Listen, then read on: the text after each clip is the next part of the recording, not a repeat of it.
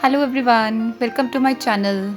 So this video is all about writing discussion essay in your writing task 2 of your IELTS test. So students, इस video में आज हम discuss करेंगे the structure of discussion essay. So although the outer or general structure of all the essays remain the same, सभी essays का जो outer या फिर general structure है it remains the same, वो same रहता है. Like it includes introduction, 2 main body paragraphs and then conclusion at the end. Like अगर हम opinion essay का भी structure देखते हैं तो you can see introduction, 2 main body paragraphs and then conclusion. But her essay का introduction, body paragraphs and conclusion लिखने का अपना way of writing है जो कि हर essay का different होता है. So let's understand the structure of the discussion essay.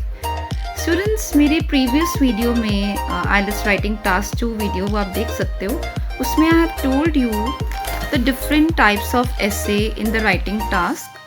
The first one is opinion essay, जिसको मैंने डिटेल में अपनी प्रीवियस IELTS वीडियो में डिस्कस किया है. Then the second one is discussion essay, जिसको आज हम इस वीडियो में डिस्कस करेंगे. Then the causes, problems and solutions ऐसे, जिसको हम फर्दर आगे मैं नेक्स्ट वीडियोस में आपके साथ डिस्कस करूँगी. Then advantages and disadvantages and the last one is double questions essay. So now let's start with the structure of discussion essay. So here you can see the discussion essay का जो structure है उसमें हम include करते हैं introduction, main body paragraphs and conclusion. So let's discuss them in details. First coming to the introduction. Introduction में we will start with paraphrasing, means rewriting the topic using different words. After then, state both point of views. Now remember that this is discussion essay. ये discussion essay है and इसमें we have to discuss both the points. Unlike the opinion essay, जिसमें we have to stick with only one opinion only. So just we have to mention both the points. So immediately after paraphrasing, state both viewpoints and you can start with, it is often argued that, then you can state your point of view, or then after that you can write whilst other disagrees or other believe or others hold the view. आप इस तरह से इसको start कर सकते हैं. These are the linking words. Then we come to the thesis statement. अपने दोनों पॉइंट डिस्कस करने के बाद you will write the thesis statement. Now what is thesis statement? It means आपकी अपनी खुद की opinion, your self opinion. So you can start with, it is agreed or this essay agrees that though ऐसा है but ऐसा भी है. And then it comes to the outline statement, जिसमें कि आप अपने दोनों views रखोगे. Like this essay will first discuss the merits of so and so, secondly an analysis of so and so followed by a reasoned conclusion. जो मैंने ये line लिखी है इसको आप यूज़ कर सकते हैं, अदरवाइज आप दूसरे वर्ड्स में भी इसको राइट कर सकते हैं. I show you the model essay at the end. You will understand कि आप आउटलाइन स्टेटमेंट को कैसे लिख सकते हैं.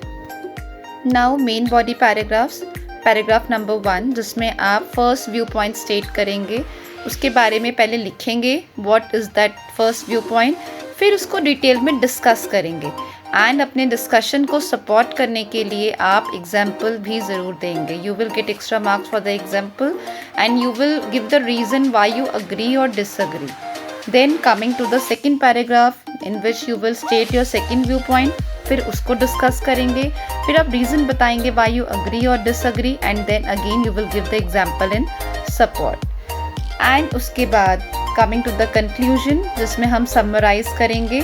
एंड कंक्लूजन को आप ऑल दो वर्ड से भी स्टार्ट कर सकते हैं. और इन कंक्लूजन सबसे पहले आपको उसमें लिखना है टू कंक्लूड या फिर इन कंक्लूजन ऑल दो ऐसा है और ऐसा भी हो सकता है. State which one is better और मोर इम्पॉर्टेंट. आपने इसमें बताना है कि कौन सा ऑप्शन बेस्ट या बेटर है और ज़्यादा इम्पॉर्टेंट है. Now let's see the sample essay. Computers are being used more and more in education.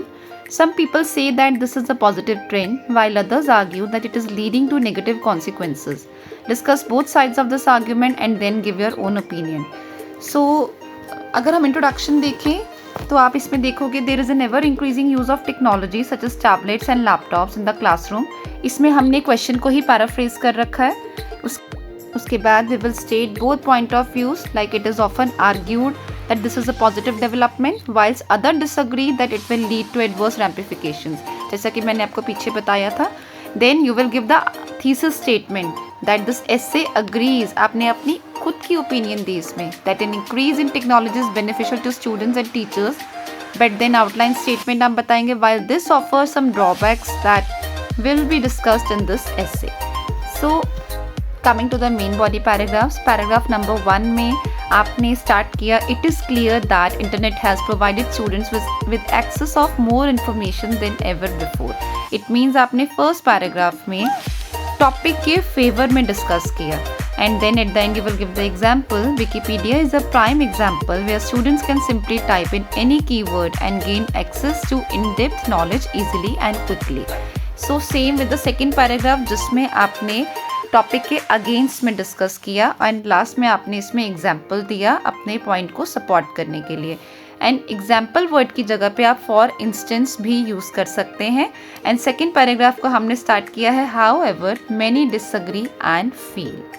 सो इसके बाद लास्ट में इट कम्स टू कंक्लूजन जिसको हम स्टार्ट करेंगे. इन कंक्लूजन वाइल जबकि the benefits of technology, particularly the internet, allows students to tap in limitless sources of information, some still feel. इस तरह से आप some still feel लिख के लाइन को कनेक्ट कर सकते हैं कनेक्टर की हेल्प से. और हम अपना कंक्लूजन लिखेंगे एंड लास्ट में हम अपना प्रॉपर अपना ओपिनियन लिखेंगे. However, as long as we are careful to keep in mind the importance of human interaction in education, the educational benefits are clearly positive. So this is the perfect way of writing discussion essay for band 8 or 9. Use common linking words or connectors as I told you in the video and keep the correct structure in your mind. So this is the correct structure of discussion essay. You can take the screenshot also. So all the best for your IELTS exam. Thanks for watching. Keep learning and subscribe to my channel.